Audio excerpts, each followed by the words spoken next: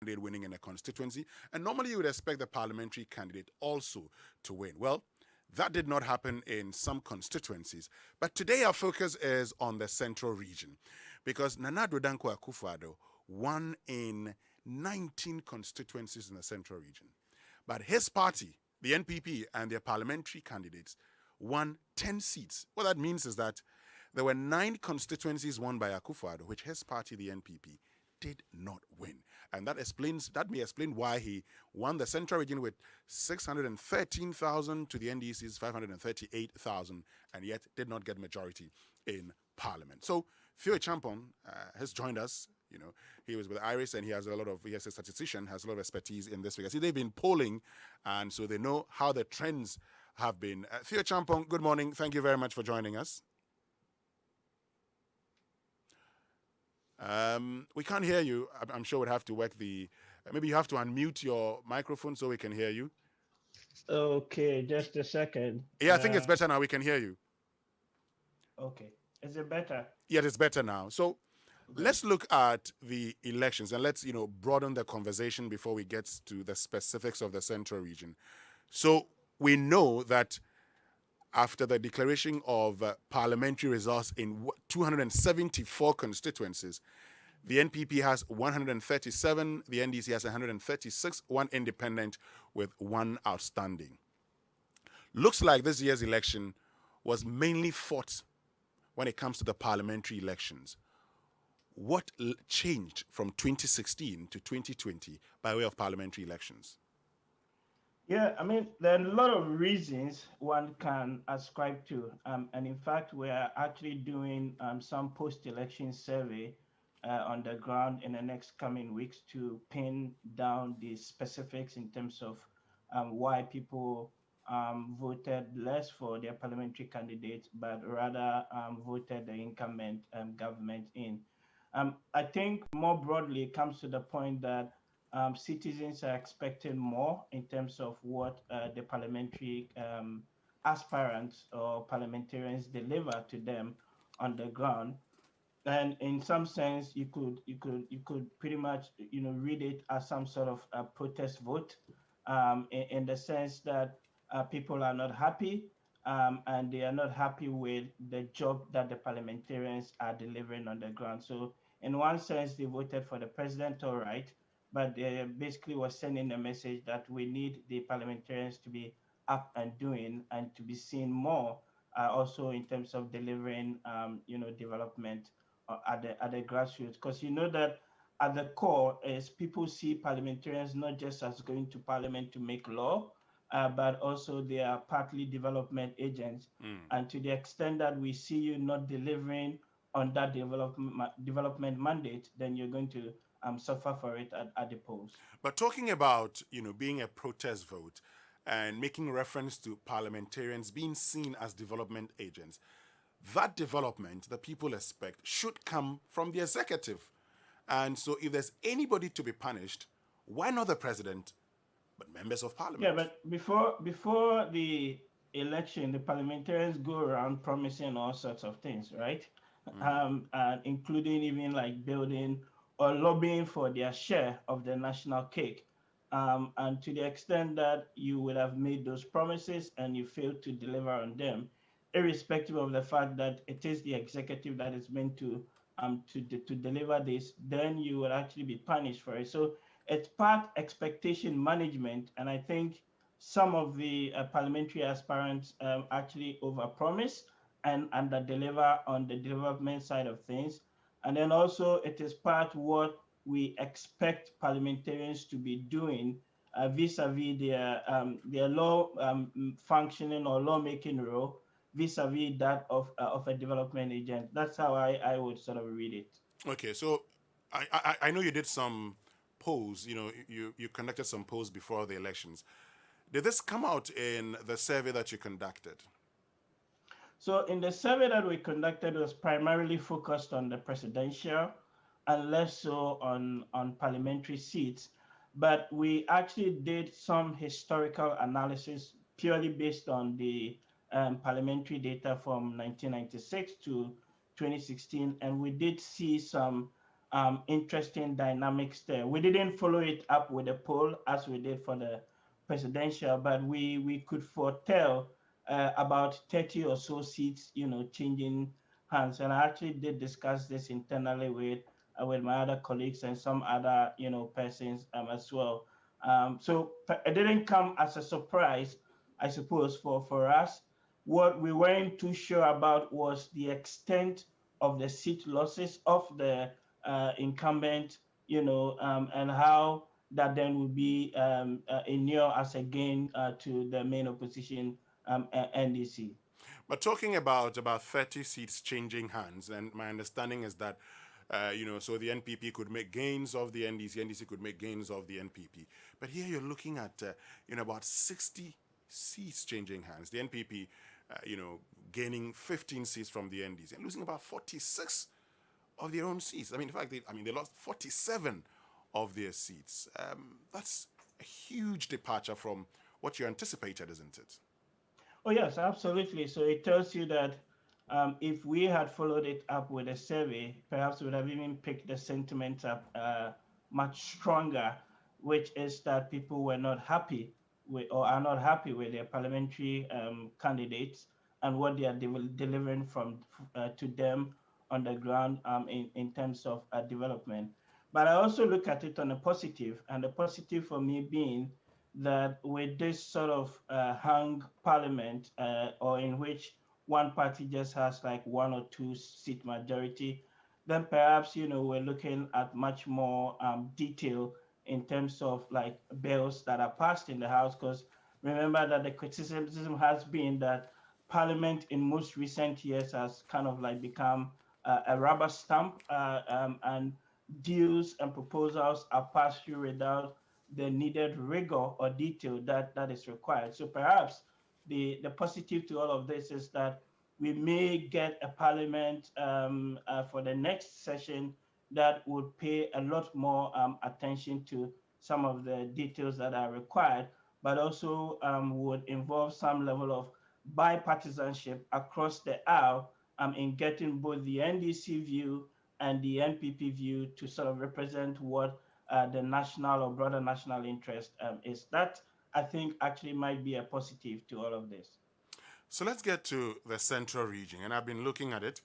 I realized that Nana Danko Akufo-Addo, the NPP's presidential candidate, won in 19 of the constituencies out of the 23. So it means Yes. John Mahama won 4 constituencies. However, his party parliamentary candidates won 10 seats in parliament compared to the NDC's 13 seats. How did that happen? Well, you can actually analyze that using the framework that we created, where you need to look at every seat on a 4-tier rating. So, which seats are safe, which seats are likely, which seats are lean, and which seats are toss up. And interestingly, when you apply that analysis, you see that in the central region, there are only 5 seats that you can actually call safe. So, in which the historical winning margins have been more than 28 percentage points between whichever party has won. But you have as much as 5 toss-up seats and 7 lean seats. So when you add the toss-up and the lean, you're getting 8 plus 5.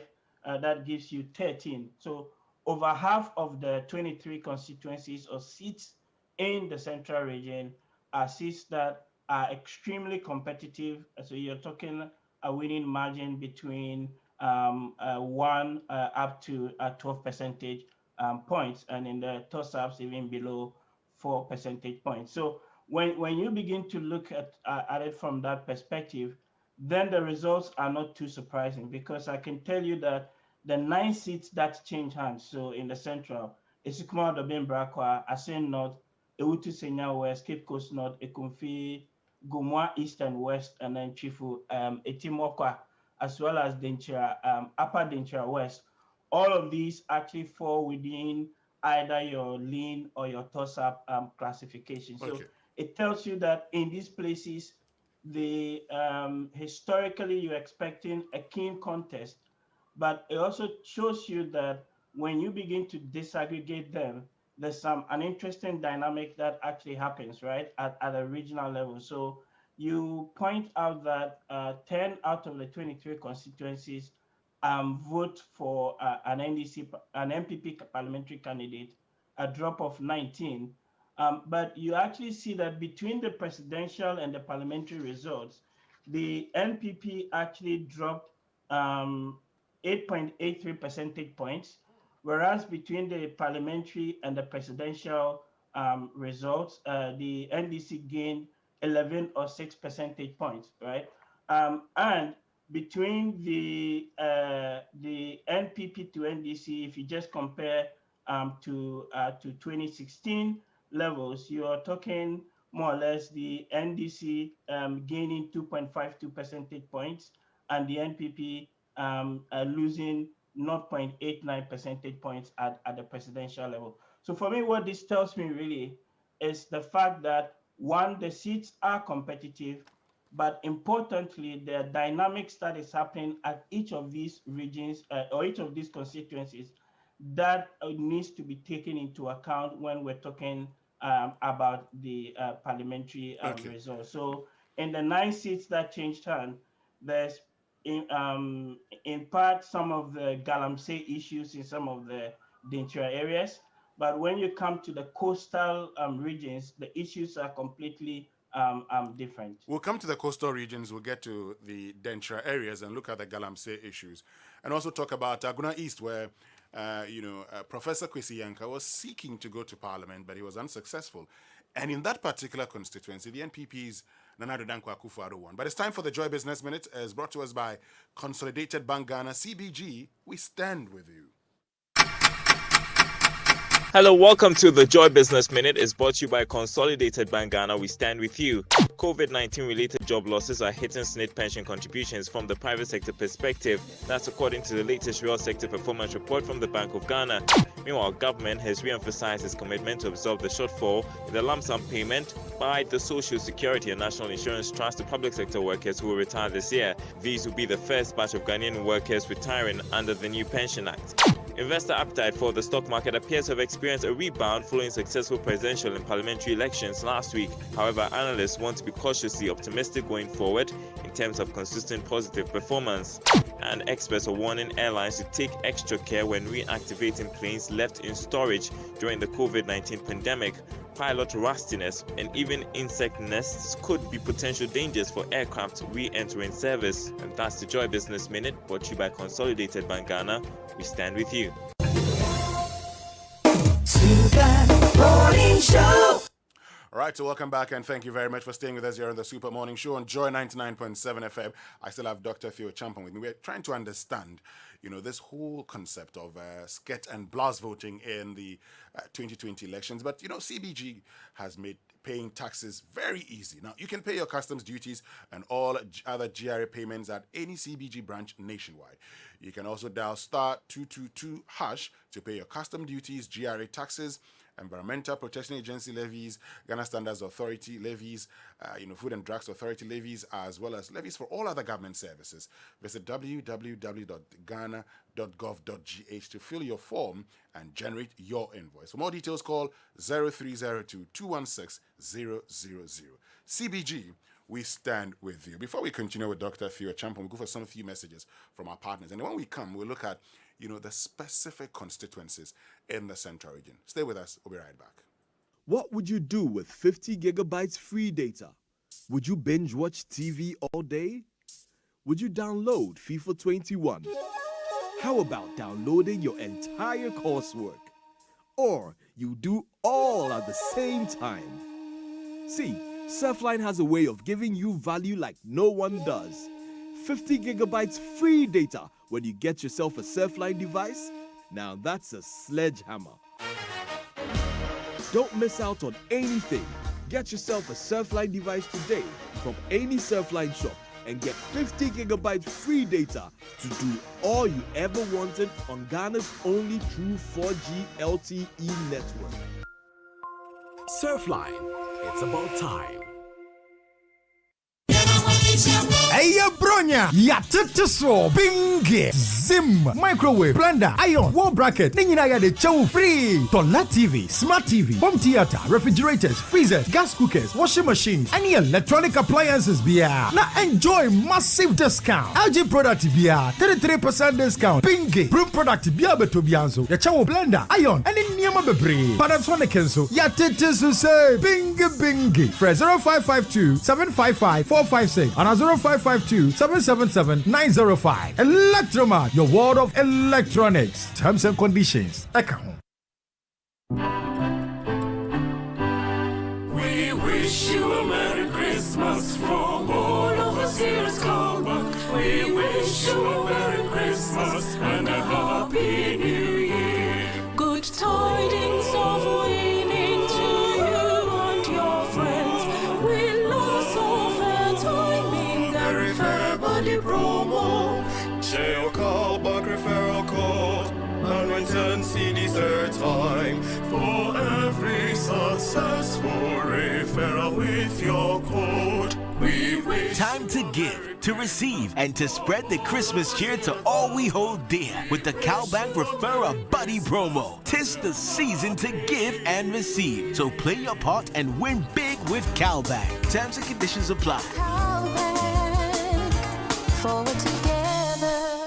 By 10 a.m., 5 million Ghanaians have heard. Have you heard? At least twice in the trotro, in the queue for Hajia's watching, and at the cocoa joint around the corner. So, have you heard that Airtel Tigo calls are free for 6 months? 6 months? Yes, you heard right. 6 months of free morning calls when you buy an Airtel Tigo SIM and make a simple transaction on Airtel Tigo Money. Share the news because Hong Kong Sun will get leg. Get an Airtel Tigo SIM today. Airtel Tigo. Life is simple. You need a trusty friend on whom you can depend. Promotion, promotion, promotion! The Millennium Insurance freebie season is here again. Renew your existing motor insurance or buy insurance from Millennium and get various cool items. Rush now! Offer remains while stocks last. Terms and conditions apply. Millennium Insurance, your trustworthy partner. Coffee in your cup and joy on the set. The Super Morning Show is always the best bet on Joy 99.7 FM. All right, so welcome back, and thank you very much for staying with us here on the Super Morning Show on Joy 99.7 FM. Dr. Theo Acheampong has joined us via Zoom, and we're having a conversation about understanding, this whole skirt and blouse training. Today, the focus on the central region, because while the Nadu Danko Akufo-Addo won in 19 constituencies, his party, the NPP, lost the parliamentary elections in 9 of those constituencies. What that means is that the NPP won 10 seats in the central region. And he's been telling us that, in some of the situations, it could be a protest vote. So people are unhappy with the parliamentary candidate, so they vote for the presidential candidate and do not vote for the parliamentary candidate. He also talked about how, certain factors like, Galamsey in the Denchira areas. I want us to get into that and also look at the coastal areas. So, Dr. Acheampong, let's look at the Galamsey areas. Let's look at the Denchira areas. How did Galamsey impact this election? So I would predicate my comment by saying that we're yet to conduct the full post-election survey, but we actually did pick up some signal when we did our pre-election survey on the presidential side, where people indicated that they are undecided in terms of who they will vote for, or if they're going to be voting at all, then they actually might be voting for the main opposition candidate, primarily because they feel like they've lost their livelihoods, in this case, Galamsey, because of some of the drastic measures that the government has or had undertaken leading or going into the election. So it's still early days here. That's why I'm predicating my comment to say that, yes, whereas we did pick up some signal, and these were very strong signals in upper the Denchira areas, but also even in parts of the western region, which we polled as well. I'm not too sure at the moment in terms of pinning it down and saying that that was like the sole factor. There could have been other reasons as well, but definitely Galamsey would have played a role in some of the danger areas in the central region. Yeah, but the point I want to understand, and this, I mean, something many Ghanaians will be asking themselves is, so if you're unhappy about government's policy, if you think that the government is not, put in place the right policy, who do you vote against? Is the presidential candidate. I mean, he's come up with a policy approved by Parliament, and Parliament comprises 275 members. So why would the members of Parliament bear the brunt when it's the president who's come up with a policy? But remember, you can actually see a bit of a disconnect, right, between what is happening in Accra and then, of course, what happens in a lot of these regions and jurisdictions. So I think in the Afrobarometer and a couple of other surveys, when people have a problem, the first few people they actually reach out to get a resolution often would be like their pastor, and then the MP comes in, and very or rarely would you see the president or the executive sitting in Accra featuring at all in terms of the person they would approach, right? So although Galamsey, for example, might have been an executive decision taken from Accra with the Ministry of Lands and Forestry, shepherding it, the face of the implementation comes down to or at the local level, i.e., the DCs, and sometimes even then the MPs, as well. So what people basically are saying is that you did not lobby enough to actually get, Galamsey or any other issue for that matter, kind of like resolved for us. But instead, what we have seen is, a loss of livelihoods for us. So that's basically the way I see it. But it's based on how people feel or the closeness that the constituents feel to the center of power in Accra vis-a-vis the local level representation, in which case the MP and the DC is become pretty much the face of government policy. So if I get you, the point is that for these voters, they see you as very close to them. You're the one they know. And so any hardships they go through, you are the person they could, blame for the hardships and not the central government. I mean, that has been the case in Ghana's and most other actually developing countries, if you look at the literature for some time. But also it's complicated, like I said earlier on, by the fact that these MPs would have already gone promising heaven on earth and, kind of work as development agent for them. So if you came promising and at the end of the day, I have lost my livelihood, then the only rational thing to do would actually be to vote against you. And a slightly smaller footnote point to that is, even at the presidential level, when you look at the central region, between 2016 and 2020, the NPP actually dropped 0.89, so almost 1 percentage point. So from 53.2 to 52.3%. But on the other hand, the NPP actually gains 2.52 percentage points, right, at the presidential level. So this is even regardless of the fact that the Nana Akufo-Addo won in 19 out of the 23 constituencies. They still dropped, some votes at the central region. Let's look at the coastal areas, since you talked about it. Now, the coastal areas in the central region, what could cause them to vote the way they did? I mean, Cape Coast North and South voting for NDC parliamentary candidates and voting for Akufo-Addo in the presidential elections. So that's an interesting one, and I don't have full answers to that at the moment because, again, it's part of the constituencies that we're going back to do our post-election survey. But let me give you something we found in the pre-election survey. So in Central Region, of the constituencies that we polled, 3 of them actually are in these 9 seats that have changed hand. But at the presidential level in Cape Coast North, we had 54.59% of the respondents indicating then that they were going to vote for John Mahama. and around 43% saying that they would vote for Nana Akufo-Addo. And you can see a similar dynamic in Ewutu Senya West as well, and in a few of the other coastal regions. So the signal was that all was not well on the ground in some of these constituencies. I can give a couple of reasons, but these are not fully kind of like scientific yet because we have to do the post-election survey. I think that the issue of fishing and like light fishing may have played a role in the central region.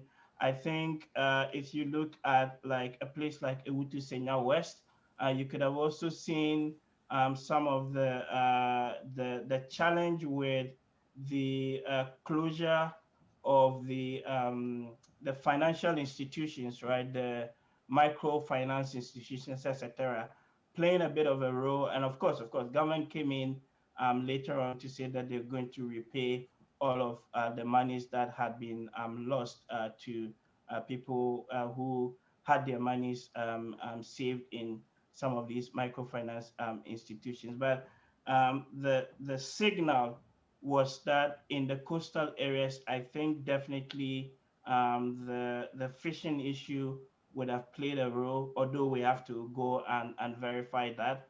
And you could have also likely seen the resolution of the financial sector impasse, also playing quite a bit of a role. The question is to what extent, if any, was that significant in the results that we have seen, but that has to be resolved through a post-election survey. But talking about Cape Coast North, I mean, you say your surveys indicated that, John Mahama was going to win the presidential. Well, the evidence, as seen in the voting, and Akufo-Addo won by about the 54% that said we're going to vote for John Mahama. So that didn't happen. Yes, so that did not happen. But what we were discussing internally is that does this give us any clue of what can happen in the parliamentary, although we're asking presidential specific questions. But overall, when you look at the trend in some of the jurisdictions, what was immediately obvious to us was that you were going to see a drop or more or less in votes for the president, but also for the parliamentary seat. So I gave Cape Coast North just as an example on the presidential side. What I didn't also mention is like the number of undecideds in either case, but it did raise interesting questions for us when the polling results came out as to whether or not the bigger structural dynamics happening in these constituencies that one would need to unravel. But I think the real meat or substance here is to be able to go back to the same set of constituencies and, of course, add a couple more and then do a post-election survey, but also do some focus group discussions just to pin it or narrow it down in terms of why people voted the way they did. Finally, let's look at party primaries and party cohesion and unity. Could that in any way have affected the NPP, for instance, particularly in the parliamentary elections? It could, except that I haven't followed the party primaries, or I did not follow them in that much, detail to be able to give you a substantive answer to that. But the anecdotal evidence is that anytime that you've had acrimonious primaries between either candidates in the NPP or even in the NDC, then you tend to suffer or take a hit for it at the polls. What would be interesting to do as part of the post election follow-up exercise now is to find out again the extent to which this acrimony that happened at the primaries would have played in the choices that we saw. But I'm not able to give you a substantive answer to that at the moment just because I haven't followed it enough. All right, Dr. Theo Acheampong, thank you very, very much for joining us this morning. We are very grateful to you that you've been able to spend some time with us. Thank you. Right, so that's Dr. Theo Acheampong. He did some bit of a poll before election 2020, Raymond, and in that poll, he talked about Akufo-Addo, winning. He had a favorable, rating of more than 11 percentage points over John Mahama. But he's also admitted that, in one of the constituencies, for instance, in the Cape Coast North constituency, which they anticipated that the NDC was going to win by 54% based on their polls, it turned out that the NPP rather had a 54%. But we've been focusing mainly on, the skirt and blouse voting. Largely, and there's a point he made mention of, and I was looking out for it greatly because I had seen the report of what's the name of the group, the Science and Technical Working Group meeting that dealt with the status of small and demersal fish stocks. And it pointed out how the diminishing stock and the dwindling fortunes of fisher folk were going to play a great role in the elections. And over the years, the trend has been that if the people who are involved in this, that is the fisher folk, happen to have had their fortunes dwindling one way or the other, it surely would affect the chances of the candidates there. Two things happened. There are candidates who are deemed to be influential and that by their conduct alone influence policy elsewhere. And they are directly to blame for it. And don't forget, mostly these fisher folk, they don't get to influence who becomes DCE. So they cannot lead or get the DC removed one way or the other. What they can do, where they can mount pressure, or what they can do to express their displeasure with what's currently happening, is through the removal of the Member of Parliament. Yeah. So what I did was, when I was privileged to have seen that document, was looking out for how the coastal areas, particularly in the central region, where sometimes the people are not so much interested in maintaining purely because you belong to a political party, A or B. What surprised me was why they didn't put that pressure on the president rather, and decided to think that they put the pressure, because you see, it's direct impact. When they put it on the pressure, on the president, there's no way they think he's close enough to them to actually hear them out. These MPs, their responsibilities have been to go to this, and they went to them first and foremost, to tell them that we will improve your lives in this and that way. That has not happened over the period.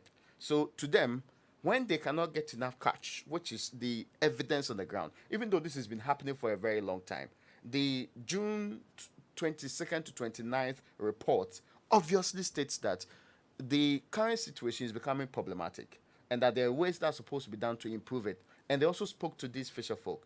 The MPs spoke to the same fisher folk with their DCs who are supposed to be implementing policy at that low level. And because they know they can't remove the DCE, the only person to send a signal through is through the MP. And it shows clearly that this trend may continue for some time if it's not working that way. Now, what I find it also strange is the other factors that comes to play. So there are some, especially if you're a government official, you are largely believed that if you're in opposition and you won the election, so the government officials in the MPP who were in opposition, nobody will really stress you with having to fix the problems in the area. But if you become a government official, let's say Barbara Ashaisi, she's been deputy minister in various ministries, there's expected impact on the ground regardless. There's expected influence on the ground regardless. They have seen how even opposition MPs in that region are making impact in the lives of the people. Check how the campaign went. Check how people sought to make their impact felt in the last few days. The expectation is that if you have not been given power, we should fill it one way or the other. And not only by doing the major projects in the area, but also being able to sort out small issues like getting apprenticeship for people, making sure that people's lives are improved one way or the other. If you cannot do so, and they see the evidence of other constituencies having that happening, then they question themselves, what do we have as a member of parliament? In what influence? I remember in 2019, there was this huge conversation about the role of the NP, the legal and illegal roles of the MP. I think we should stop that conversation because the people define their own politics. We are not a Western democracy, and redefining the role of the MP. But Raymond, I mean, while we are not a Western, country, the point is the MPs don't have enough resources at their disposal. But that's not the conversation they have with the people. Well, Two things. yes, you hold on. Two things. So the people want to elect MPs with enough resources. That's the end of the conversation. They know that the MPs are not wonderful lawmakers. They are not the best of the people with legislative competence. The MPs we have elected into our parliament, they are not extraordinary brains in law. They are not the Binghams of this world. They are not the Dennis of this world. So we are not expecting them to be extraordinary people. The people do not vote for an extraordinary lawmaker because they really don't feel your impact in parliament. What they vote for is a liaison. And again, about resources, nobody is asking the MP to be the richest man in the country. They're asking the MP to be in the position to command resources, not from your own pocket, but from your alliance and allegiance with people, in tandem with the promises you make. And if you happen to be in government, the onus is on you heavily to be able to do enough for the people. And again, sometimes we should get some of this clear. What does it take, for example, to get girls to go through apprenticeship? It takes just small drinks. It takes having to go to the person who's actually running the, dressmaking shop and making an arrangement. Then later on, if you have the capability, buying some of these machines for them. You have impacted a life in a very meaningful way. If the politics of our period cannot make any impact in the lives of the people, of what use it is then? Hold on 1 minute, because we need to get to Richard Kojonyaku, who's our Central Regional Correspondent. He'll be helping us understand, the dynamics in itself. He's been there, and, he knows how the Central Region voted. So, Richard, thank you very much for joining us. And, we realized that the governing NPP performed poorly when it comes to the parliamentary elections in the Central Region, even though Nana Addo Dankwa Akufo-Addo won in about 19 constituencies. His party won only 10 seats. What accounted for, the loss of parliamentary seats? You are in the Central Region. Tell us. And Richard, if you could unmute your microphone so we can hear you. Good. Yes. Am I okay? Yes, you're better now. Okay, so let me deal with it from one constituency to the other. Exactly. Let's start from the Asen North constituency. In fact, it was part of the Asen North, the bigger Asen North constituency that Kennedy Acheampong had been winning. But that part that was separated or that was divided from the current Asen Central constituency was the nemesis of Kennedy Acheampong. In fact, he used to lose, where he lost heavily was that part, now the Asen North constituency. Now, in this constituency, the investigations I have conducted is that it isn't that the member of parliament who lost did not do any job. In fact, Aguna Mensah is credited to have done a lot in that particular constituency. But where the NDC candidate came from was the Asen Breku area, and that is one of the biggest places. It had 9 polling stations, and so she lost that place. People did the campaign based on the fact that, okay, let's vote for the person who comes from our place.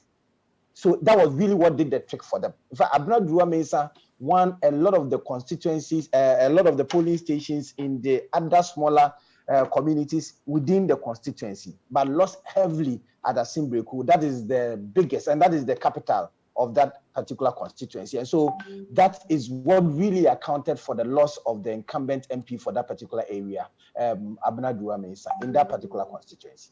Okay, that's interesting. So over here, it's a case of the opposition NDC strategically choosing a person from a populated area where they know that, okay, so if this person comes from... Exactly. So they were very tactical in that particular area, finding someone who comes from the place that has the biggest population within that constituency. And so the campaign was that, okay, let's vote for the person who comes from this particular place with us. At least he will do a lot of things more than what the incumbent MP has done. And so that was what really happened there. Let's move to other constituencies.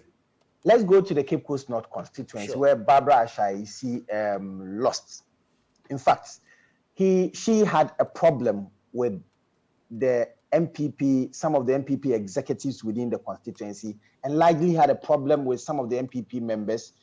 We were told that after she was voted for, she did not pick her calls. To even receive counsels, good counsel from them, So they decided that they were going to vote skirt and blouse. But prior to the election, about a month to the election, she sat up and decided to do a lot of work in the constituency. But at that time, it was too late for her to recover from the losses that, she had incurred over the period. It was too late for her to recover. And you look at what the NDC candidate also went through from the registration period where his card was withheld. So it brought some kind of sympathy for him that, it's because if he is allowed to contest Barbara Acheampong, he was going to beat her. That is why they are scheming in order to get him out of the competition. So that kind of propaganda also sank very well in that particular constituency. And that led to what in fact, I was even expecting a bigger margin than what we even witnessed here. If you look at what candidate Kwamna Mintanyako got, he got 22,972 votes, representing 50.63. And then Barbara Acheampong got 21,642, representing 47.7 votes. But it is also the news here that if the University of Cape Coast students were here, in fact, it was going to be a stiffer competition because Barbara was not going to lose, because the University of Cape Coast is a place where the MPP has been getting a lot of their votes to upset or to neutralize the vote that would come from the other places. But there, where Kwamna Mintanyako even lectures, some of the polling stations there, he lost there. So it's been the topic in town that, well, if the students were there, Kwamna Mintanyako was not going to even win the thing after all. So people had issues with Barbara Acheampong herself, and that is why people settled for the skirt and blouse we witnessed. Hold on a bit on that. I'll come back to you shortly. But Raymond, so that's another point there. The people say, well, we voted for you, go to Parliament. You go to Parliament, we do not see you. We call you, you don't pick your calls. And so that attachment that you had with us is no longer there. And it's a nice way of punishing you that next time, if you get a chance again, be nice to us. To be fair, I actually feel that that's the point I made earlier about the expectations of the MP when you were in opposition, when it came into power. Barbara had her own shop in that particular constituency. She had engaged with the people, and that is Chris Asher's daughter anyway. So she had roots in the constituency, very much known to people. I think when we say people want to call you, it comes down to demands on the MP. There were specific demands she couldn't meet. The time that she had enough resources to make impact was close to the elections, which sounded too late, which was presumed to be that you are now coming in too late to actually buy votes in any way.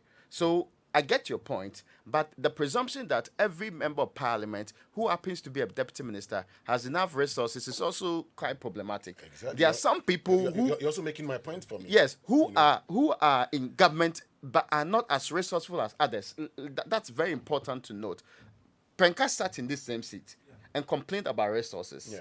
And it is fair. You expect that a deputy attorney general will be in the position to command enough, yes, a big position, of course, to command some resources. But that's not the expectation of the people on the ground. The expectation of the people on the ground is that so far as you've gone in there, and more importantly, when your government is in power and they see what others are doing in their constituencies, they expect similar flow of resource down there. And mostly it comes to demands. Largely, it has not been... It's not really about developmental projects and all of the other things that when we talk about what they call it, resources remain. Yeah. It's about how people feel that directly their lives have been impacted by your very presence in parliament. And again, there's nobody who's contesting elections who will go out and say that I will not make any impact in your life. That's the kind of promise you make. So they hold on to some of these promises. And some of the promises are not very grandiose. I mean, some of the expectations are also not very huge. The expectations are that, for example, if you promise that you'd improve our lives here, and I want to go to school, and I've not been able to pass, let's say, my WASI, and I failed, having to go back to do, the receipt examination, might require some money that I do not have. If the MP is in the position to pay for that receipt for me, to me, it is a way he or she has improved my life and that of my family. That is very important to me, and I'll consider that. This is over and above the expectation that you pave roads, you build hospitals, you build schools, and all of the other things that we expect government or central government to do. Okay. So I agree with the Baba Acheampong case. Even though I expected her to stay in Parliament a while longer, I really felt her movement to Accra, being in different ministries and not being as she was previously resident regularly in the constituency, heavily affected her role in that particular constituency. But you see, Raymond, the other issue is that talking about these demands that people make, and there's been instances where, for instance, somebody says, the MP says, "What do you want from me?" He says, "I want to learn driving." Let me put it that way. Yeah. Okay. So the MP says, "Go to a driving school. Let me pay for it." Go. Yeah. You go out there to the driving school. He pays for you. You're done. When he finishes, he says, "MP Mboam." MP says, "Oh, you know, I said, driving school. Yeah. The MP says, "I can't buy a car for you." That's true. He says, "Oh, no, then you haven't helped me because I campaigned for you." Sometimes also the demands people make of these are just too much. And at the end, it becomes very difficult. There's this former member of parliament, who told me that, somebody came to him and said that he should help him go and marry. So he responded by saying, "Okay, if I help you to marry, would you bring your wife to come and live with me?" That's an election losing kind of response. Oh yeah, but I get you. But he didn't contest again, so he knew. He was of course, he was going out. Yeah, he was going when out. you're going out, you don't entertain some of these things because he asked me, "Is that what you're going to do?" Another person says, and somebody comes and says, "I want to marry a second wife." Oh, I see. Yes, and he has to help him because if he doesn't help him, he's a bad person. So sometimes, you'd agree that the demands are just too much. I get you. It's how you manage it. So two things. If there are demands for marriage, for example, which I think is quite preposterous for you to make of your member of parliament, there are also some demands that are important. The demand, for example, to help me get apprenticeship. The demand, for example, not to buy me a car, but if I'm a driver and I'm constantly being harassed by the police because I don't have a license, and the member of parliament is in the position, for example, to provide the requisite DVLA procedures and pay for it, that is not as much as buying you a car. That's where you can draw the line. Okay. There's something small that a member of parliament can do. If, for example, we know that on our stretch, the member of parliament can be the one building the road, but if he buys street lights and is able to lighten up the place for us, and we see it in the night, we feel that has impact on our lives. And that is something that even your common fund can take care of. So it's about managing expectations, but also meeting some of the expectations. You cannot dismiss people, especially in our part of the world, where people are very impoverished. Now, let me tell you, I was shocked. Yes, I was shocked that somewhere in the UK, the conversations about what the MP was supposed to do was to protect a tree from being taken off where it's supposed to be for residential facilities to be built there. The massive demonstrations by the people was that the MP failed to actually protect that tree because it's been there for hundreds of years. You see how the demands differ? Yes. In our part of the world, the considerations that we expect of our MP are way different. So MPs know this. They can't pretend that they don't know this. We know that all of them have people queued up in their homes with different demands every single day because they created a condition for it. And what you do is not to meet all the demands. You can meet some of them. And especially when you happen to be in government, there is a bigger expectation on you. And if you don't manage it properly and they remove you, it's because you are not a people's representative. In any case, the people that are removed, they were not super extraordinary. We will come back. And, the bit about when you are in government, because when you're in government, you're expected, to be able to do a lot of things. Your party is in power. You can do this, you can do that. Because, opposition members of parliament consistently will remind you that my party is not in power. So why don't you vote for my party? And then we'll do all these things. I mean, let me give you a typical example. Sam George said, "Oh, you promised you do this." I said, "Yes, I promised." Because I was hoping that my presidential candidate, John Dramani Mahama, was going to win. If he had won, would have done all these things. But these people, they're not helping me. So vote them out, bring me, and I'll do it for you. We'll be right back after these messages. Morning Show. Charlie, this Bronya dear, we're going to make every moment special. Whether it's I see you, Kipo. There's more than enough drama series to bond over. There is something to keep you. What are we doing today, man? Endlessly entertained. You won't miss the action between. My body will be better. Ronaldo or Messi. You don't go fit rescue you from Auntie's questions. So You said when you dey marry now. that will give you ideas. Choose DSTV this holiday season and make it your moment for only 45 Ghana cedis per month. DSTV, it's your moment. Ho, ho, ho, ho. It's the Lilly Christmas promotion. Are you looking to stock your kitchen with products for the Christmas season? Are you an administrator looking to buy food items in bulk for your staff? Then you're in luck. Lilly is giving discounts to companies who would like to buy in large quantities this Christmas. Simply go to any of the depots nationwide and enjoy up to 5% discount on our products. This offer lasts till 31st December. Check the dailies for more inquiries. Call 056-682-060 or 0540-101-671. Merry Christmas from Lilly. Merry Christmas. This advertisement has been vetted and approved by the FDA. As always, Christmas starts at the tree. Time for family, community, and celebration. Charlie, any gem rena bang. Start celebrating with Spa Special Hamper. In there, you will find everything that families need at a special price of 149 Ghana cedis. Make you know slacko. Mawunainen Spa. Spa, the best Christmas starts at the tree. Be reminded though that Citidia Supermarket is becoming Spa. Spa, my market. Same great bang. Because the greatest things are born from the smallest of thoughts. Just as your seeds in a rich soil grow to become trees that bear fruits, the Agricultural Development Bank, ADB, helps you sow, invest, nurture, and grow your personal and business plans by serving you with years of banking ingenuity and experience in agribusiness, corporate and commercial banking, consumer finance, e-banking, and many more through our networked branches across the country. Whatever the culture, whatever the dream, we grow with you. Call us today on 0302-210-210 or visit www.agricbank.com. ADB, truly agric and more.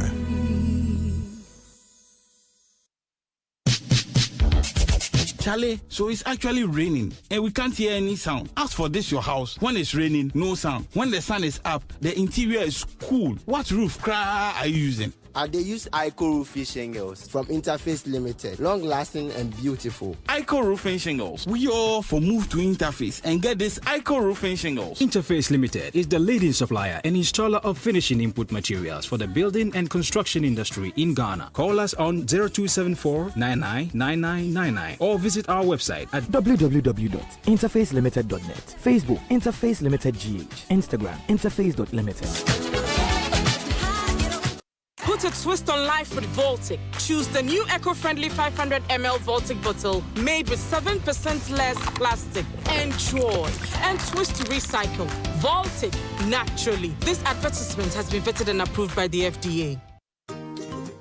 For Pepsodent, smiles are one of the most important things we have.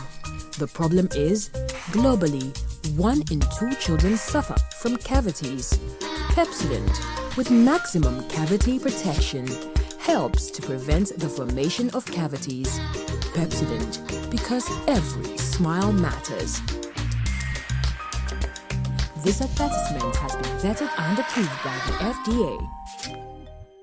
From tabletop trader to supermarket owner, at Enterprise, we take care of life's uncertainties, so you're free to make your dreams a reality. Dream big with us. Enterprise, your advantage.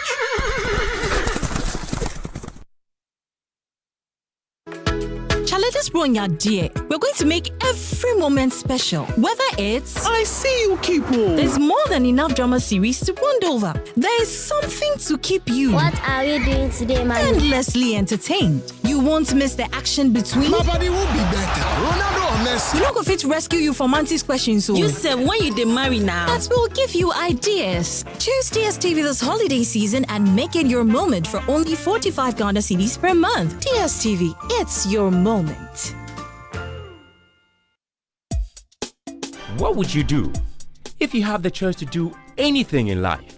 Build your dream house, take very good care of your family, and plan for a comfortable retirement. Plan a befitting funeral for your loved ones when they depart. How would you live if you knew there was a friend waiting to support you on all of your life's choices? You have such a friend in Glyco Life Insurance. Glyco Life has all the plans to meet your life's needs. Your child's education, your life savings, your mortgage, funerals, redundancy, and your retirement, and takes the burden off your shoulders. So go ahead and live life to the fullest today with Glyco Life Insurance plans. And remember that all our policies are hedged against inflation. Talk to Glyco Life on 0302 218 500 or 246 142. Also visit our website at www.glycolife.com or any of our branches nationwide for more information. Glycolife, we cushion you for life.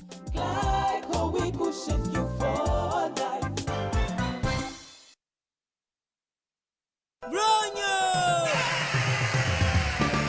This Christmas, Okadeco, your number 1 shop for festive favorites, is giving one lucky customer a home makeover. And that's not all, oh, Charlie. Head say each week, no, lucky customers would win amazing prizes like Christmas trees, bicycles, cookware, basketball sets, and much, much more. Yes, and you know, from now till 26 December, rush to Okadeco showrooms off the Spinters Road in Accra and at Asokwa opposite breweries in Kumasi. Now win it big, let's save you more. Okadeco ana, yeah, bronya. Welcome to Part Ever Limited, home of quality furniture for your households and offices. Walk in for your bedroom set, dining set, living room sofa, center and coffee tables, plus your TV stands.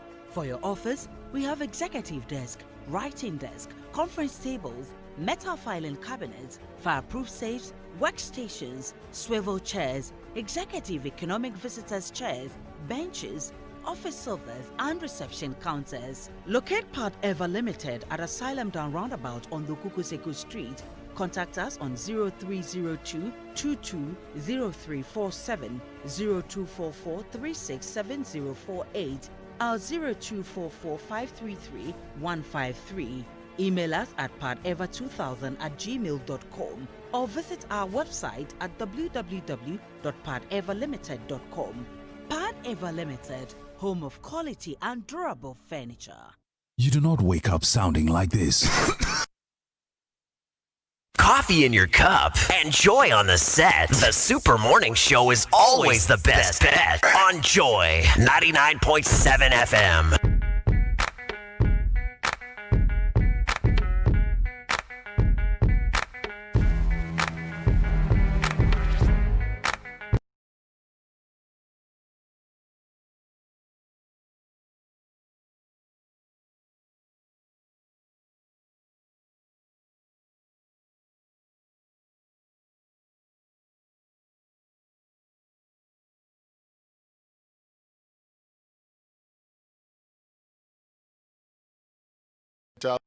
You know the song? He says, I don't know. And they tell him, and he says, oh, I knew. And you have an SU president telling you, I know this one. You know something is amiss. Anyway, let me tell you more about Surfline, because you get 50 gigabyte data free whenever you buy a Surfline device at any Surfline shop or retail outlet today. Surfline, Ghana's premier 4G LTE network, puts the whole world in your hands, and this 50 gigabyte offer gives you enough data to power your digital lifestyle for schoolwork, virtual team meetings, all your streaming services, as well as sharing fun moments with family and friends. And the bundle offering gives you the flexibility to choose between no expiry or never running out data. So whether it's internet for your whole family, your school, your office, or yourself, Ghana's only true 4G network has got you covered with this 50 gigabyte data. Walk into any of our shops or retail outlets in Accra, Tema, Tack ready to buy a device and redeem 50 gigabytes of internet instantly for free. Surfline, it's about time. But Ghana, you inspire us. In the beginning, children in her community used to walk to school. Today, not only are her bamboo bikes making it easier for children, Benis Dapa employs many women as well. Ghana, at APSA, this is Africanacity. Africanacity is our inspiration behind who we are and what we do. It's our commitment to helping people find a way to get things done. We love Africanacity. So to find out more, visit apsa.com.gh.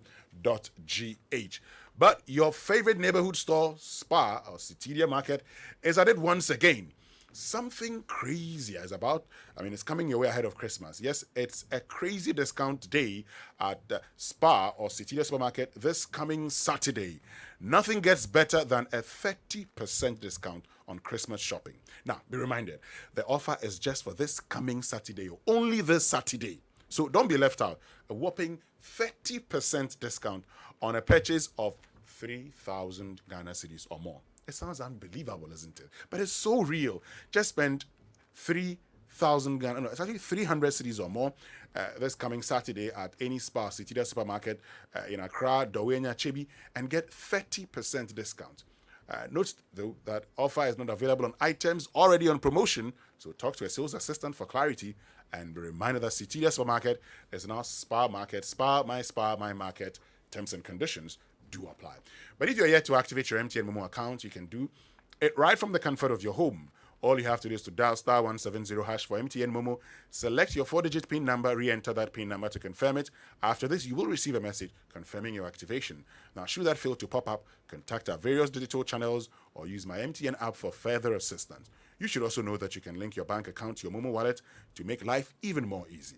MTN Momo is your fastest, secured, and most convenient way to transact business today. Terms and conditions apply. Just Momo it everywhere you go. We're there for you everywhere you go. So we're talking about, skirt and blouse in this year's parliamentary and presidential elections.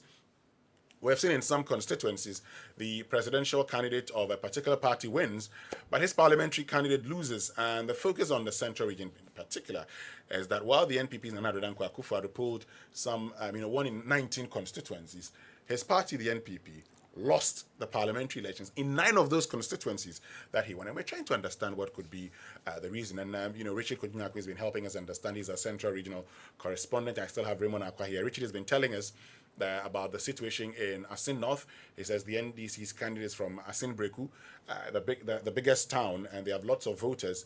And so eventually it turned out they won. The NDC won the election. And in the Cape Coast North constituency, Barbara Sheisi, we're told, had lost touch with the people. The people said when they call her, she doesn't pick. And that's actually the challenge. But, Raymond, yesterday when Mama Yarga was here, and I'm asking a very simple question today. So why did you vote for your member of parliament? And also, if you voted skirt and blouse, help us understand why you chose to do so. But when Mama Yarga was here yesterday, he talked about, being there for your people. When we were in Boku for the ballot box, he was accused of not being there for the people. They said when they vote for him, they don't see him again.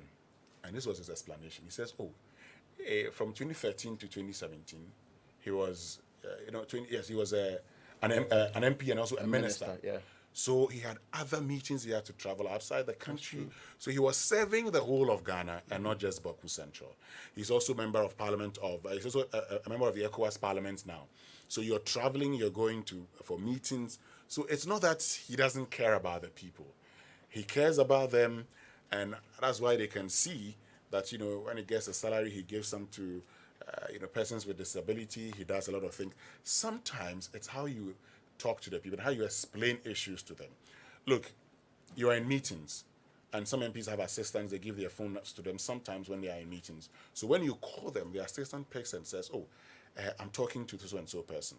But people make demands of you such that sometimes it becomes so difficult for you. Let me give you a typical example. I know this member of parliament who said he had run out of money at a point in time. So he decided to pick his phone and talk to some of his friends. And that was when he realized that for the past 2 years, he had not spoken to any of his business colleagues. For 2 years. All the calls he had been answering would be MP Mihinska, MP Mihinska, MP Mihinska. It was only then that he realized, I am making a mistake. Because I had been focusing on the people, which is not bad. But sometimes, your salary is 17,000 cedis. Yeah. Why are you going to get all the money every week to go to the constituency? Doesn't that explain why some MPs don't show up in their constituencies? It does, and there's very good reason why some, and I call it inordinate demands on MPs should be rejected. But it's how you reject it, how you manage people's expectations first and foremost, and the rejection you can do it. So, for example, I know an MP who had one person bombarding him that he's a sub-chief's son. He wants the MP to buy him a car so that he'll drive it. The MP, first and foremost, spoke to the chief, realized the chief was not in the best state of health. So the MP decided that instead of getting to the son rather with the car, I'll sort out the health issues of the father, since that's the main reason why the son is demanding. But this guy was not really impressed with that. He was also not impressed with doing any other work apart from having to own a car. Such people, they have their own ambitions for life, and they feel that the MP is the best person to fund their ambitions. How about putting just this amount of money? Let's say you buy a car of 15,000 or 20,000 of one of these small cars for the very individual. Do you know what that 15,000 can do when it has to be spread around so many other communities? Do you know how much people feed in our communities a day? And not just the feeding, what they require to go to their farms. Do you know how many Wellington boots, how many farm implements that 15,000 cities can buy? So it's about managing whose life you really want to impact. Not the people who feel that they have a legitimate claim to make. You see, that kind of thinking is a clientelism. The feeling that the MP owes me, so I have to get my money from him. And that he has to make my life better, not everybody's life better. Those people, you have to manage them by letting the people in the community know that you are still doing a lot of work for people, but there are certain things you cannot do. You cannot pretend to be an MP who can do everything and be lying to the people. They will see through that with time. Yeah. And you cannot pretend to be an MP who is very busy minister, very busy deputy minister, or traveling wherever you are going, and ignore your people. But your primary legitimacy in parliament is from the people. So if you miss out on that, I mean, listen, if you can't take extraordinary responsibilities, you can stay back and only serve your people. But if you decide to take on the extraordinary responsibilities, and it's not being felt in the lives of the people, it's not always that you have to be there. But one, your money can be there. Oh, yes. Two, that's what they always will tell you. Yes, your resources can be there. So the people are not asking to see you every day. You are not their reverend father or anything. They are asking that they feel your impact in the community. And I get that. I also get that if we had elected DCs, the pressure on the MP would have been heavily reduced. Yeah. Because the people know that they can remove the DC because he's a direct development agent. And he controls funds because the district's internet generated funds are supervised by the district assembly. Brilliant. And the MP will be an added on person who will help solve the problems. But there's something that we should also note. If we spread out prosperity enough, if we spread out the national cake well enough, if we make sure that people's lives are improved generally and they have jobs to do, they don't have to rely on the MP. They don't have to rely on people in power to do so. If there are factories, proper factories working in the various communities, if one district, one factory indeed gave the districts factories and they are employing thousands of people, it will be ways of alleviating poverty and reducing the pressure on the people. So we have contributed to the current quagmire we find ourselves by first and foremost having impoverished people who are struggling for limited resources, and they see the MPs as closest source of that limited resource, and they'll vent their anger of voting you out if you fail to meet those demands. So as we move forward, and I think we'll reach a point like other developed countries have reached, where the demands on the MP will be how well you contributed to making law that benefits everybody, and not necessarily how much you paid for my school fees. That time we have not reached there. But it is also those in power who have made we impoverished to the level that we have to feed off their crumbs.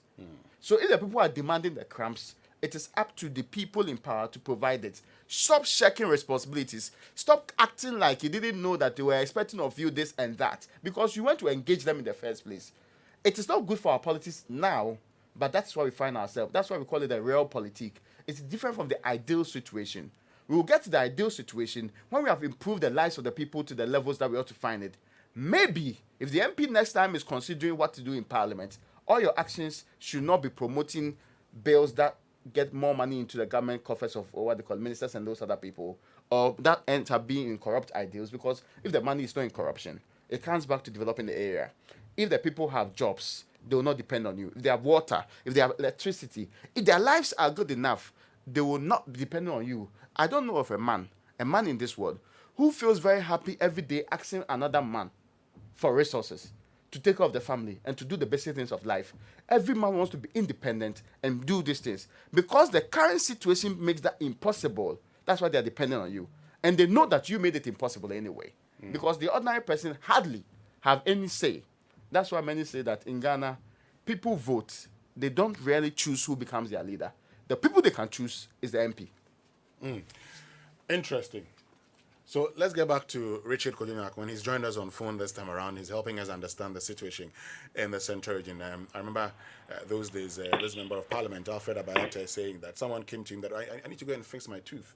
And he told him, oh, I'd love you to do that, but look at mine also.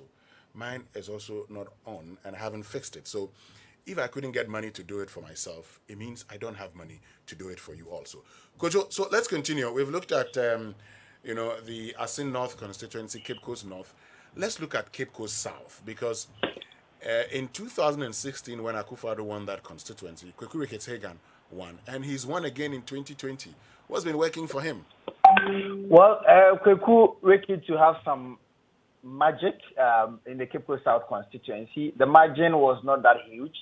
He started winning in 2012, 2016, and after the 2016, he said he was not going to go again, and so we did not see much of Kweku Hagan in the constituency because he felt that he was not going to, and his government was not also in power. So it surprises everybody that Kweku Hagan was able to pull through. But he understands basic politics. He knows his people. He knows the fisher folks. He knows their needs. Even though the one who contested him, the MCE for Cape Coast, Ernest Atta, had done a lot for the people, especially the fisher folks, and then the other communities within the Cape Coast South constituency. The people still voted for Kweku Hagan in the Cape Coast South constituency. If you look at the coastal communities like Anafo, Elkhorn, and the other Elkhorn, for instance, that is where the MCE stays and the MPP candidate stays. But Kweku Hagan won 2 out of the 3 3 polling stations that were there. Really? I was of the opinion that there was issue with premix fuel, there was issues with cycle and the other things that would have even done the trick for the NPP, the NDC. But I mean, they voted for the president and voted for Kweku Hagan as well. So people feel that the MPP candidate, I mean, there was some issue with, there were some propaganda, some allegations, and the other things. We do not know whether they were true, that he even beat someone early in the morning, Monday morning, and he swayed the vote. There were also some issues with him sharing money on the day of the elections and the other things, and people felt that all of these things might have worked against him, and Kweku went through. And so that is the issue with the Cape Coast South constituency. Interesting. But let's get to Gomua West, because that's Alexander Aban, Kojokum Aban, lost in that in the election. I mean, you were expecting him to win, but it didn't happen. What worked against him? Alexander Aban was not on the ground.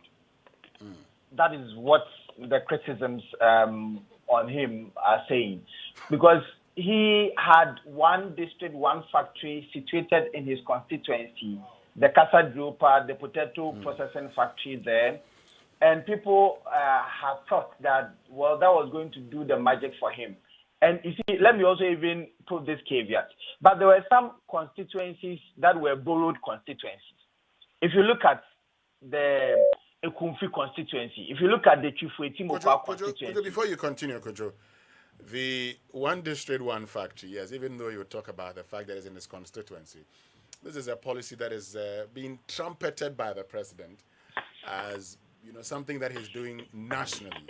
So, yes, it's in your constituency. You may want to take advantage of it, but hey, it also goes to help the president. So maybe they're looking for projects that the MP can beat his chest and say, I started these projects. Say that he did not really do much to associate himself with that particular policy in the constituency. In fact, that district one factory had employed close to 200 people. And then the last time the people I interacted with within that factory said was that it was only when the president was coming to commission that factory that they saw the MP there. So they felt that he didn't take advantage of the government policy in the constituency very well, and he was not on the ground as well. He is that prim, proper gentleman of an MP. Hold on, if you say prim, proper gentleman of an MP, Are you suggesting that in order to be an MP, you must, do some things differently? No, I want to understand. I get the point fully. He says, fold your sleeves, get down to work with the people. Allow Kojo to answer my question. I understand. So, but he was super gentle. And in the game of politics, it is not your gentility and the other things that will win you the vote. You need to get to the ground, work very well in order to retain your seat. So even though you might be doing very well nationally, but within your constituency, if you are not that visible, if you are not doing that well, no government policy will avail you. Okay. So you're talking about borrowed seats, and you talked about Ekumfi. Yes, Ekumfi. I think Abeku Krentil came back and he was able to win it. Yes, he won it in 2012, and he lost during the primaries in 2016. And because some of the seats, they were bound to go back to their respective owners. If you look at the central region, the Chufu Etimokwa, the Ekumfi, some of them, the MPP had never won, except in the 2016 that they won the seats. They swam along with the wind of change in 2016. And so that these seats were bound to go back. Like the Wutu Senya West constituency, it requires some hard work in order to win and then maintain those seats. Yeah, but so those Richard, seats that were won in for the Ewutu Senya West constituency, the president won in that constituency. Yes. So if the president won in that constituency, why can't his parliamentary candidate also win? Well, in the central region, they don't look at the issues that way. They look at what the MP is doing, his personal attachment, his relationship with people, and all of that. All of these things will come to play. So if the president could be winning, but they might have issues with the parliamentary candidates, and if these issues are unresolved, they could go against the parliamentary candidate. So in the Ewutu Senya West constituency, what worked against George Anda? Tell me. Well, simply, the seats, Hanatete has been winning that seat. And George Anda, it's not that he didn't do any work. He worked in that particular constituency. But that particular constituency has seen more of the NDC than the MPP. And so, in spite of the fact that there were policies, the free SHS and the other things, coupled with the MP's personal engagement and development in that particular constituency, it was going to be a very big fight for him. And so he lost eventually. Okay, interesting. Well, some also say his loss was more of an internal. But let's get to Aguna East. Well, that was held by the NDC, yes? Yes. But in the Aguna East constituency, Professor Kwesi Yankah, yes, trying to flip it for the NPP because you had, John Jabeng holding it for some time until he lost it in, I think, 2012. He had won it in 2004. He lost it in 2012. But let's look at it. Nana Akufo-Addo wins there. Professor Kwesi Yankah is unsuccessful. Yes. If there is any word like unflippable, I would use that one, that seat was not bound to flip to the MPP because Queen Tapokia Soya is the woman of the people, has done a lot. She's been consistent.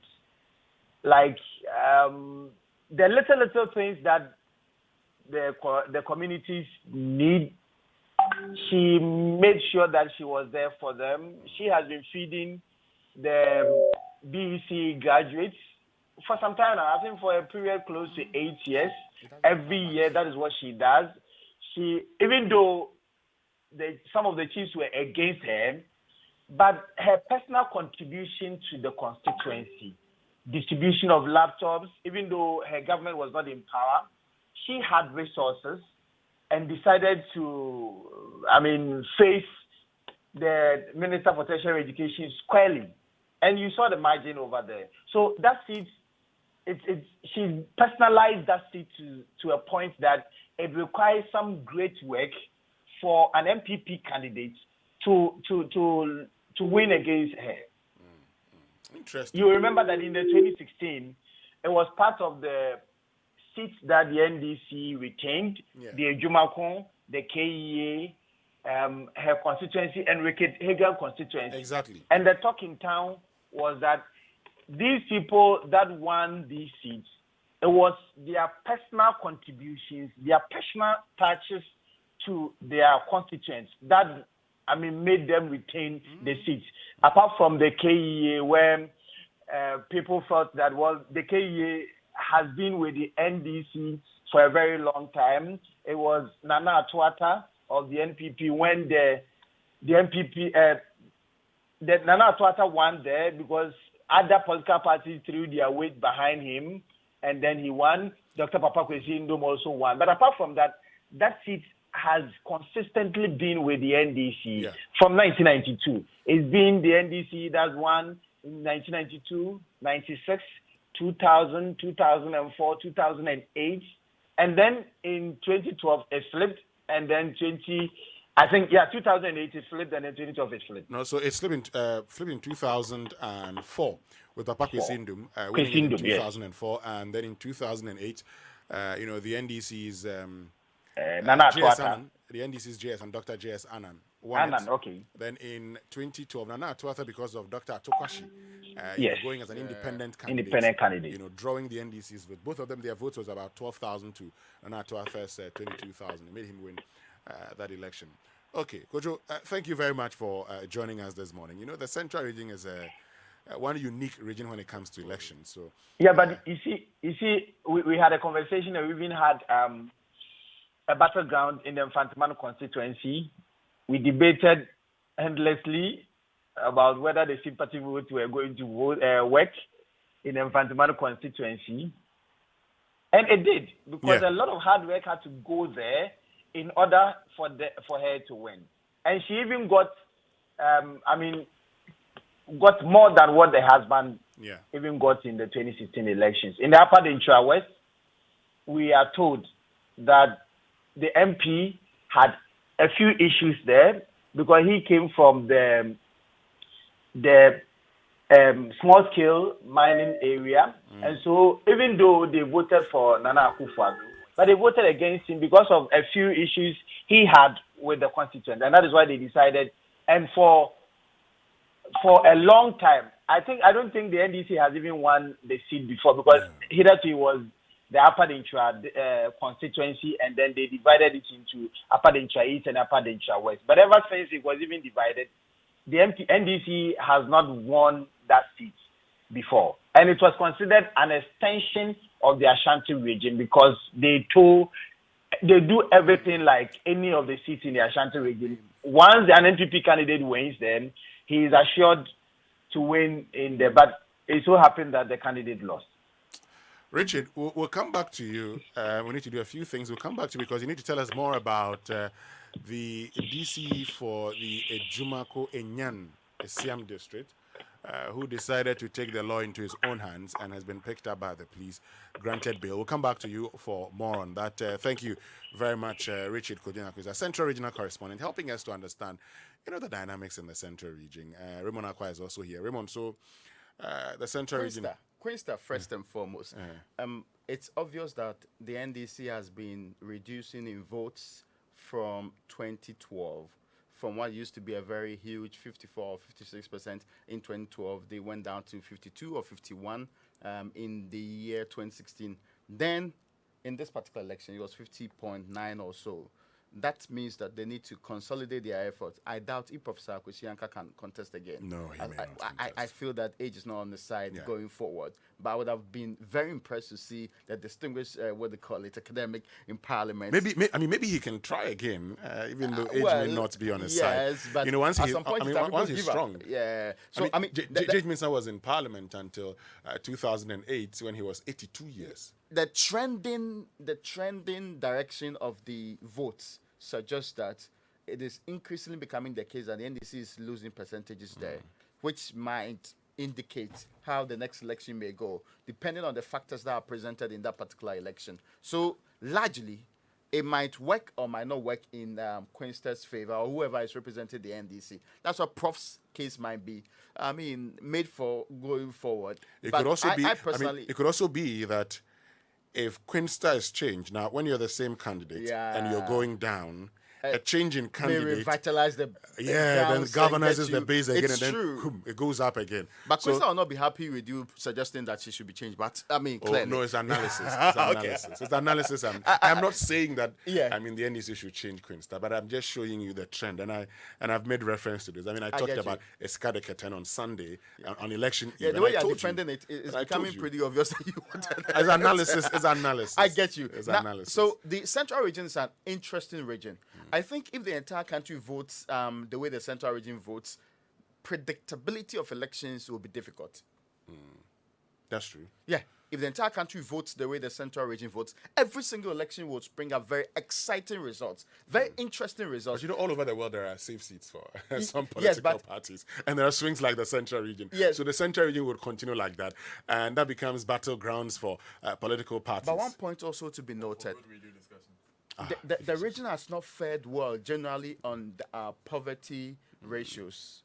Even with all of these wonderful voting patterns, even with all this consistent change in its mind on what should be done and what should not be done, the region consistently features in the first 4 or first 5 poorest regions in the country. Yeah. I cannot fathom how that should be possible. When the people seem to have evolved in how they vote, yet they are still not represented massive development for the people.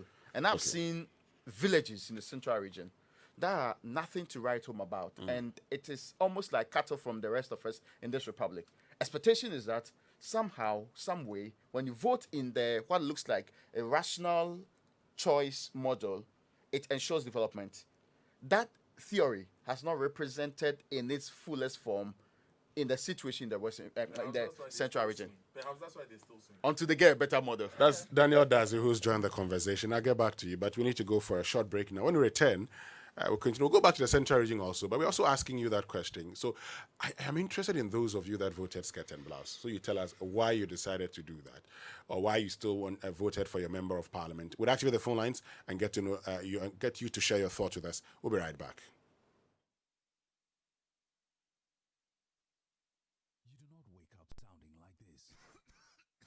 So why allow your car to sound like this? How a man treats his car is how he treats himself, and that says a lot. A noisy engine is your car communicating with you. So treat your engine with all the love and care it deserves. Listen to it. Keep it strong and healthy with Petrosol Platinum Engine Oil. Petrosol Platinum is specially formulated to efficiently lubricate, clean, and protect your engine to ensure optimum performance at all times. And oh, you love the silence. Now hop in and enjoy absolute peace of mind. Petrosol Platinum. Thick and thin. You go, sir. Bronya woha, bronya wofie, bronya woha, bronya wo bebiara. Acheampong, this Christmas go make sweet rough. If it's a Go TV, your bronya papa fie. Bronya papa fie pa, make you enjoy quality family time, watching all the best shows this festive season. Get the best in La Liga, Serie A, and EPL on Super Sport and other leagues on ESPN. Where the bronya dead deal. Dead one kasa. Zero and Rock GH brings us lots of drama and suspense. Cartoon Network, Nickelodeon, and Disney Junior brings all the best in kiddie entertainment. This be the time to get your Go TV decoder. Go tenor with 1 month plus subscription. All the best in one place. It be 109 Ghana cedis per. Use my Go TV app no connect to Go TV so. And now pay by the agent to be in your area for any GM Rosso. T&C Supply. Go TV. Love it. The true meaning of Christmas is in the moments we spend together. The food we eat, gifts we exchange, laughter, and all the memories created. Make lasting memories this year with KFC's Festive Bucket, which has 10 pieces of honey dunked wings, 5 pieces of chicken, 2 large chips, 2 coleslaws, and a free 1.5-liter Coke for only 89 Ghana cedis. There's no Christmas without chicken. Make merry the KFC way. Hello, my name is Eric Fancini, Managing Director of Total Petroleum Ghana PLC. During this festive season, I want all drivers to adhere to this crucial road safety tip. Put the phone away when driving. The physical, visual and cognitive distractions lead to unsafe driving and increase the odds of a crash. The use of Bluetooth and hands-free devices do not lessen the level of distractions in any way. If you need to use a phone, stop and park at a safe place. According to research, talking on the phone while driving quadruples the risk of an accident. And texting makes a crash 23 times more likely. Remember, your family needs you alive, Ghana needs you alive, and Total Petroleum Ghana PLC needs you alive. On behalf of the entire management and staff of Total Petroleum Ghana PLC, we wish you safe holidays and a prosperous new year. Afisha pa!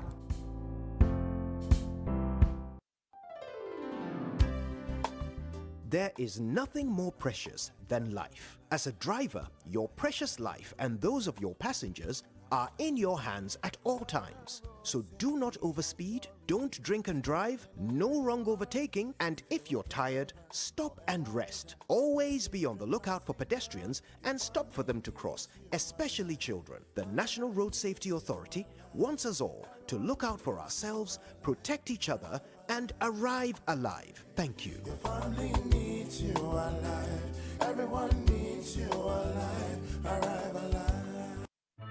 What is Christmas without all your memorable family entertainment? Gather round, snuggle up, and make fonder memories with appliances from the world's #1 TV brand. And not only that, we have everything your home needs in this year's Samsung End of Year promotion. We'll make your Christmas entertainment come alive with satellite TV starting from as low as 899 Ghana cedis, 55-inch UHD Smart TV for 3,099, and a immersive QLED going for 7,499. Make it a Samsung-powered Christmas with our AC starting from 1,899 Ghana cedis and so much more. We've been with you all through the year, so why stop now? Walk into any Samsung showroom or authorized reseller today. Samsung, a good Christmas is no longer a wish. Joy wishes you a joyous Christmas. Coffee in your cup and joy on the set. The Super Morning Show is always the best bet on Joy 99.7 FM.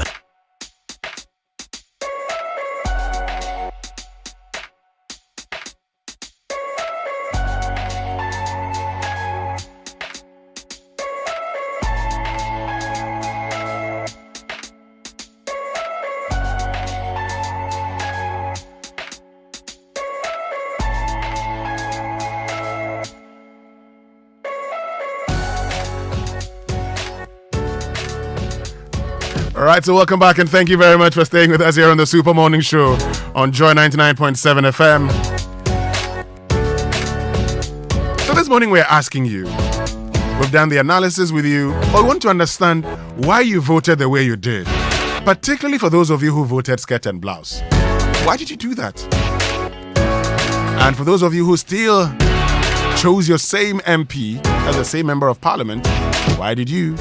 0302-216-541 and 055-1111997. The phone lines have been activated. But let me tell you about Kingdom Books and Stationery because, now they've acquired temperature guns for you. You've seen the rest, but now Kingdom is bringing you the best.